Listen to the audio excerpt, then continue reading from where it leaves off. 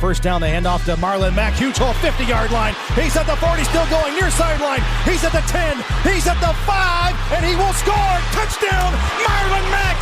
Touchdown, INDY.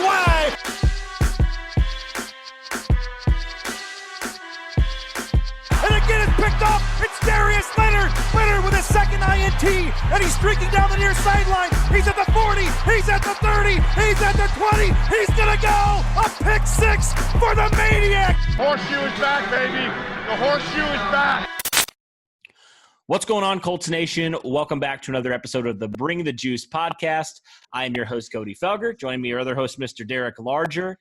And Derek, it has been a little bit of time since we've been together and done a Colts podcast. Hope you've been well, man. Hope you had a good weekend. And, yeah, hope it was relaxing for you and good for you. Yep, absolutely, man. Good to be back.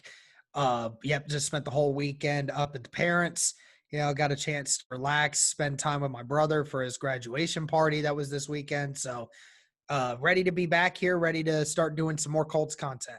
Absolutely. Before we get started, we want to shout out a few of our sponsors. First off, Roster Guy Sports. You can get your news anywhere, so be sure to check out rosterguy.com for unique perspectives and fan interaction. Also want to shout out our friends at the Fan to Fan Network. We are a part of the Fan to Fan Network, so even if you're not a Colts fan listening to this podcast, that's okay because there's coverage of all 32 NFL teams. Be sure to check that out. You can check out fantofannetwork.com. You can also check them out on social media. You can find them on Facebook, Twitter, all the different sites. Find them on Twitch. You can also find us on Twitch. So be sure to check them out there. So, Derek, without further ado, I kind of want to talk about a few different Colts topics surrounding, the local the national media, local media, whatever it is. And there's not really a lot of stuff going on in Colts world right now, but a couple unique, interesting things that we'll start with the first one here. Jeremy Fowler, he's of ESPN.com. He talked about, did ESPN release their rankings of the NFL's top 10 interior offensive linemen. And he added this quote. He said, one defensive assistant coach said that ever since I saw Cam Heyward, who Steelers guy, former Buckeye, he said, ever since I saw him whip up on Quenton Nelson last year, I've never looked at him the same, to which Cameron Heyward responded to that tweet. And he said, man, I'm not with that. So because I had a good game, it devalues a great talent. Dude is a heck of a talent. How about I'm a great player myself, and we won the game, as simple as that. I know Q is a dog, and I know it's a 5-star matchup when we line up. How silly is this that somebody would say that? It's like Quenton Nelson has become, such a popular household name at this point when he has not, he's not destroying people every single play. Somebody makes a stupid comment like this. Give me your thoughts, Derek, on that, whoever that is. I'm thinking it's probably somebody in the division trying to crap on Quenton Nelson. Give me your thoughts on this. And, first off, whoever said this, that quote, and then Cam Heyward's response. Yeah, just for perspective, because you were talking about the top interior offensive lineman. Quenton Nelson was named the number one interior offensive lineman in football from that. And it's also important to note that Ryan Kelly made that list as well. Ryan Kelly was the 9th-rated interior offensive lineman on that list as well. So it's nice to know that the Colts have 2 top 10 interior offensive linemen in the NFL right now. But, yeah, so about that tweet, it's no shame in saying that Cam Heyward did get the best of Quenton Nelson a couple times in that game. It's okay. That's fine. Even the best of players have games where they get destroyed at times. But even that term is being put loosely because Cam Heyward did not destroy Quenton Nelson in that game. He did not. Because when you looked at it, there was 1 quarterback pressure and zero sacks given up by Quenton Nelson in that game. If you want to count the Jacoby Brissett where Quenton Nelson ended up stepping on Jacoby Brissett's heel, that you can say whatever you want about that. Yes, that's a pressure, but that's not anything close to a sack. Yes, Cam Heyward got the best of him on that play and had a couple plays where he beat Quenton Nelson off the block and made a couple plays in the backfield to stop the Colts' run attack. There's no shame in saying that, Quenton Nelson didn't have his best game in that time. And, I mean, that should take no shine away from Quenton Nelson. Cam Heyward is a veteran in this league. Cam Heyward's been around a long time. He is a very good interior defensive lineman. Dude knows what he's doing. He's still a top 20 defensive lineman in this league. The stats may not always be there for him, but he always comes in and day out and does his job very well. So whoever, like what they were implying by that tweet is that as soon as you either thought of Quenton Nelson as being the next thing to be the greatest offensive lineman you've ever seen, and then you say, oh, one game he kind of didn't have a great game, and now all of a sudden, oh, I don't think he's as great as I ever thought he was. And what you're also implying by that tweet is that you've already set a precedent in your mind that even after that game, you don't value him as good of an offensive lineman anymore after that. You're basically saying that after that Pittsburgh game, nah, Quenton Nelson's never been the same. Quenton Nelson's not done anything important to back that up. Like, it's funny to think that even after that game, Quenton Nelson did not give up a sack the rest of the year. Quenton Nelson just got better as time went along. So, obviously, if you want to say, yeah, maybe that kind of tainted the image for a few people on Quenton Nelson on so far for that game. But, and we're about to get into Cam Heyward's response. Cam Heyward even said that's ridiculous. That is stupid for you to say that one game tarnishes how you view a player based off of that. And especially if that's not the Pittsburgh Steelers defensive coordinator saying that, then and you're one of, let's say they are in one of the in our division, because you said it before. You thought, oh, maybe it's one of the AFC South defensive coordinators that said it. You got to face Quenton Nelson twice a year, and if I'm not mistaken, he's owned every defensive coordinator's best offensive lineman in our division for the last 2 years. I don't think anyone's gotten the better of Quenton Nelson. Just ask Malik Jackson. Just ask Jarrell Casey. Just ask all these guys. Ask Jadeveon Clowney. I'm sure he remembers. So I don't understand why you could say that about Quenton Nelson. Maybe you could say, oh yeah, I mean, because maybe after that you kind of say, oh yeah, maybe it was a little too quick to call him the reign of the best guy in the NFL at the line at that time. But I mean, to have his reputation tarnished for a game he didn't get destroyed in, it kind of shows you the precedent, like you said, this pedestal that we're putting Quenton Nelson at already.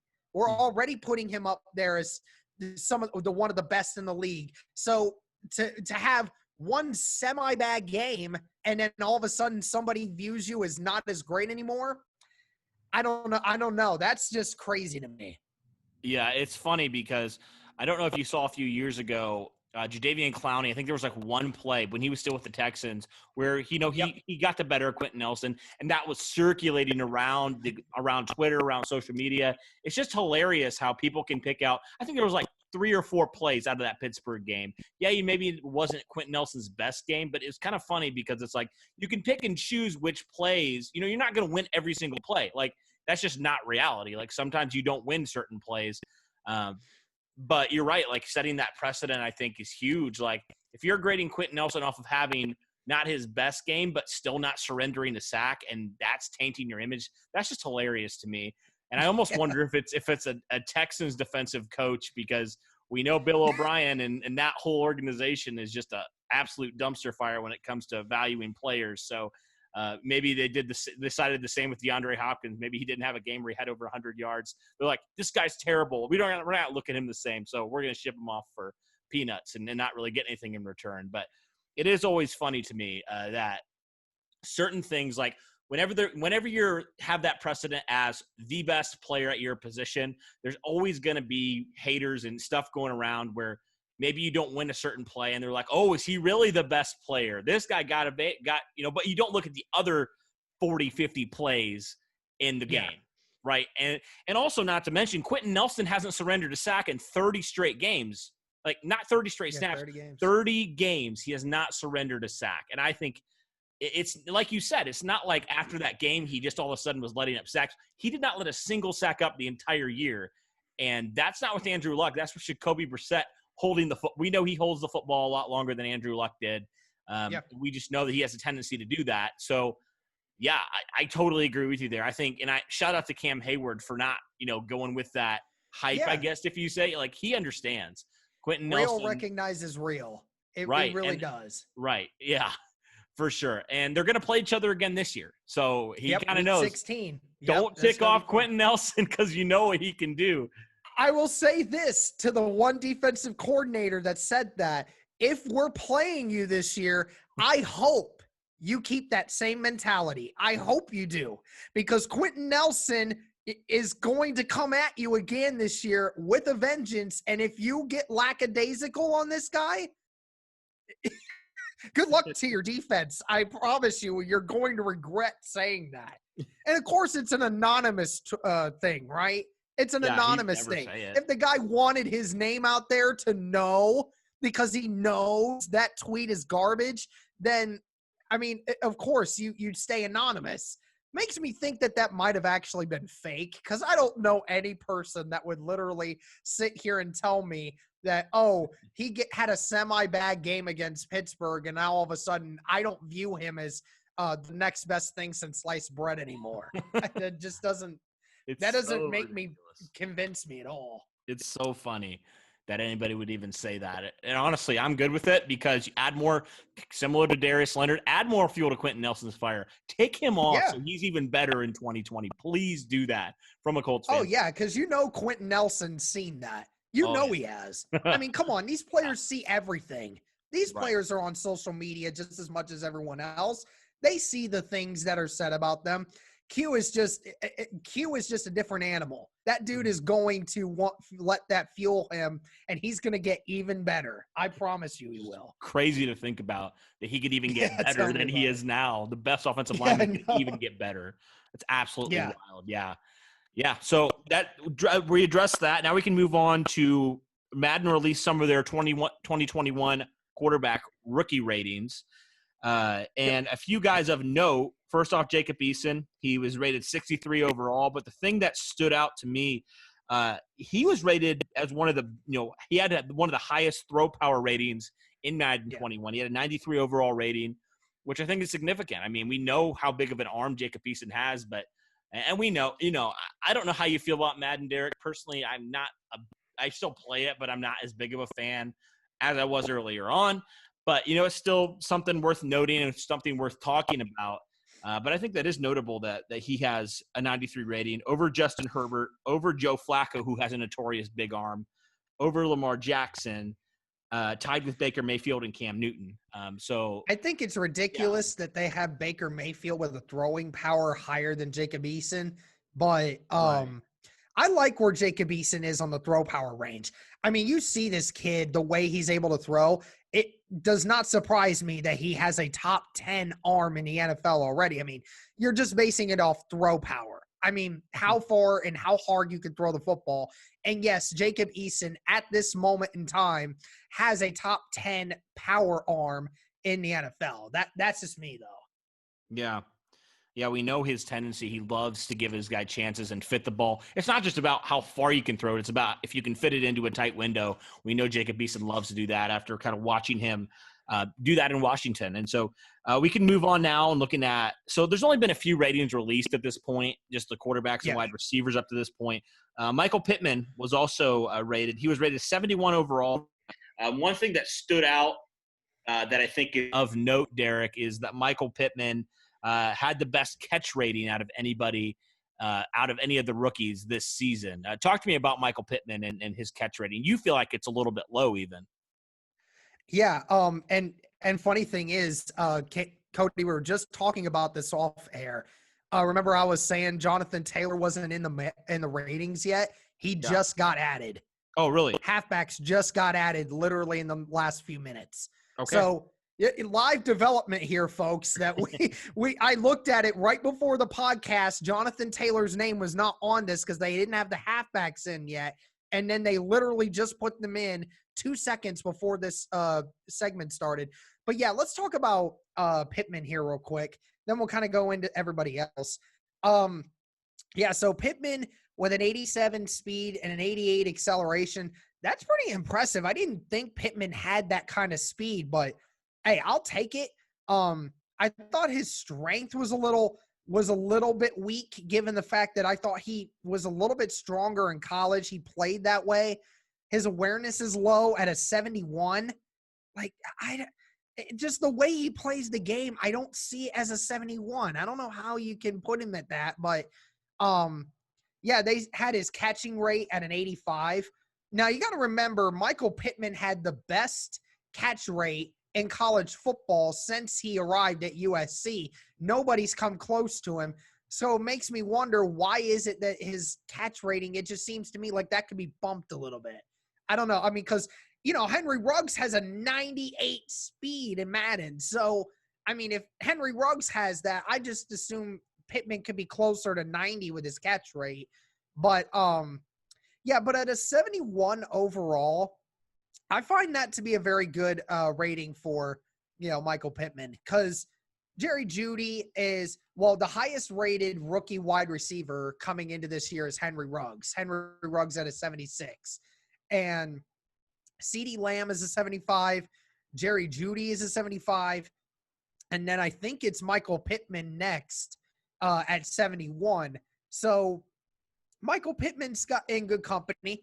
He's above a 70. Anytime you're above a 70 when you're a rookie in Madden, it definitely shows that a lot of people view you as a guy that can come in, be that prospect that they expect you to possibly be.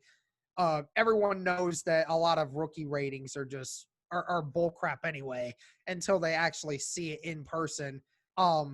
Yeah, in regards to Madden ratings, I think I think a lot of them are actually correct, but I'm not afraid to call them out when I see it. I mean, sometimes they get it wrong. And I mean, it showed you last year. I think they said, who was it that they said they fixed? I think they fixed Lamar Jackson's ratings, right? Before the season. I think they said that his speed was way too low. Like, wasn't it like at a 70 or something? Really? Yeah, it was like at a hilarious. 70 or something. Now it's I'm like, 96. So. He's definitely a little faster than a 70, I think. Just watch any film in college, and I think you would disagree with that. But, yeah, catch rating at an 85. I thought that could be bumped a little bit. I'm surprised by the speed and acceleration and agility marks that they gave him. I didn't think he was that fast in college, but again, 71 overall rating. I'm happy with where they put Pittman. Mm-hmm. Yeah, I think that's about right. I think 71's about right. Like, no rookies are really going to get anywhere, unless you're taking top 10, you're not going to get, mid to high 70 rating. That's just not a possibility. And so I think that Michael Pittman, I think he has a really good chance at, boosting that this year and getting maybe into the mid to high 70s or maybe even the 80s, depending on how good of a season he has. I can't find the Jonathan Taylor ones, the running back ratings. Why don't you tell me about this, Derek? I can't find them. Yeah, I got you. Yeah, I got them right here. Okay. So a 93 speed, which is impressive that they put him at that. But then again, you saw for his weight, what he ran for the 40 at the combine was very impressive. Right. 92 acceleration. I thought this was very disrespectful. A 73 strength rating. I thought that was very disrespectful. I thought Jonathan Taylor has a lot more strength to him than that. An 84 agility. I think that's about right. Awareness at a 74. I definitely think that needs to be bumped up because he's a much more aware runner than what people give him credit for. Catch rate is at a 63. They have it so low because, people like to make the assumption that he can't catch, which is weird because he can. Right. Carrying rate's at an 80. He's got a really bad pass block thing, which is really odd. I mean, again, I guess it's just because they didn't use him a lot in pass blocking because, that offense ran through him. Broken tackle rating 80. pretty good. I thought it would be a little higher, but that's about it. Stamina 91. I thought trucking is really low. Trucking at a 76. I definitely think he has a little higher ability for trucking than that. But I've never seen Jonathan Taylor do a spin move, so I can't tell you whether or not 78 is a good one or not. But Jonathan Taylor in Madden to start is a 73 overall. What? So wow. Yeah, he's a 73 overall. So he's actually higher than Pittman. So which is good, but I still have a problem with that. I think he should be a 74, 75, maybe even higher than that. Because I honestly think he's the best running back in his class. Like, I think he deserves more. I think I want to look at this because J.K. Dobbins was the highest rated running back coming out of this. I want to go to them and see where that is, because I think that could be a very interesting. Gosh darn it, work. These phones are ridiculous. It never works when you want it to work. Yeah, so why do you think that he should be higher than that? Well, I mean, everybody, like, there were so many scouts saying he is the best running back in this class. The guy freaking ran for 2,000 yards in back-to-back seasons, like double-digit touchdowns, like 20-plus touchdowns on the ground. Like, I think that warrants a little more than the 73, honestly. I think, he's a 75 easily for me. And I don't know. I just don't like it. I just really don't. I just think 73's not great. Again, I know they kind of crap on rookies going in, but I think just the production that he's had at Wisconsin should at least bump him up a few more spots. That's just kind of my opinion. And maybe they kind of do it also based off of where he was taken, which I totally understand that. And hopefully he'll be adjusted really quick and he'll be up in the mid-70s very soon. All right, so J.K. Dobbins is a 75. So Jonathan Taylor has better speed, better acceleration, the same strength, a little less agility, actually has better awareness than J.K. Dobbins, which is crazy to think about. Let's see here. We go a little bit further beyond. Yeah, I mean, apparently J.K. Dobbins has a 90 jump rating. I don't know how that's possible, but I've never seen J.K. Dobbins jump for a ball. I'm just saying, but yeah. Broken tackle, Jonathan Taylor's still a slight advantage in that. Yeah, it's really weird to see J.K. Dobbins at a 75 when a lot of these, it seems like Jonathan Taylor has the advantage in the obvious stats, which is weird. But again, again, it's Madden. I'm not gonna sit here and say that's definitive of how people do. I mean, because honest to God, when you look at Madden ratings and when you look at the Colts on Madden throughout all the years, the Colts have never had a great Madden rating ever as a team. They've never had a great Madden rating. So, it really doesn't bother me because, it's different in Madden because it's all RNG stuff. So it's not something that you really plan it out, and it's as realistic as they make it out to be. So, but yeah, Jonathan Taylor at a 73, Michael Pittman at a 71, Desmond Patman at a 64, and then Jacob Eason at a 63 to start out. Interesting that they had Desmond Patman over Jacob Eason even. I mean, he was taking I know. later. Interesting. Yeah, crazy to think about. Yep. Yeah. Well, it'll be interesting to see certainly, Julian Blackmon. What's Julian Blackmon, third-round pick? I don't know. He'd probably be 70s maybe, or maybe he's get 60s. Yeah, I think he was a first-round talent that just went down because of that injury. Yeah. But I do think – I agree he'd probably be low 70s, maybe really high 60s or a 70, 71, something like that. I think he can be in that area. Yeah, and then just some of the other guys. Like, I just think Madden doesn't really know yet, so they're just kind of putting some random ratings on some of these guys, especially later round guys. They're just like, oh, we think he's this, we think he's that. Yeah. And like right. it kind of shows, but certainly it'll be interesting to see. Do these guys? I think these guys have a good chance of certainly outperforming their ratings for sure. But yeah. it'll be interesting. It really will.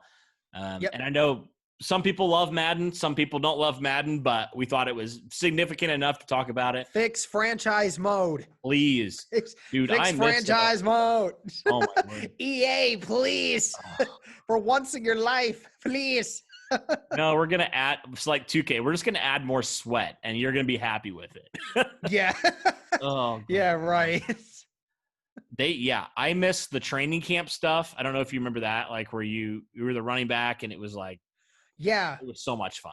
I love it. Yeah, that used to be fun. Yeah. And you'd actually have players like hold out. You could like front load contracts. Like all that stuff was like a part of the game that they just don't do. I don't know why they don't do it. Yeah, I don't know why they don't do it. I mean, you literally have everyone on Twitter telling you, please fix this. We will buy the game if you just add a few things to this. They're not telling you to completely blow it out. They're just telling you add a few things to it. If you add a few things to it, spend, maybe a few $100,000 to increase the product of the game, you're going to get a couple million back from people wanting to buy more of it.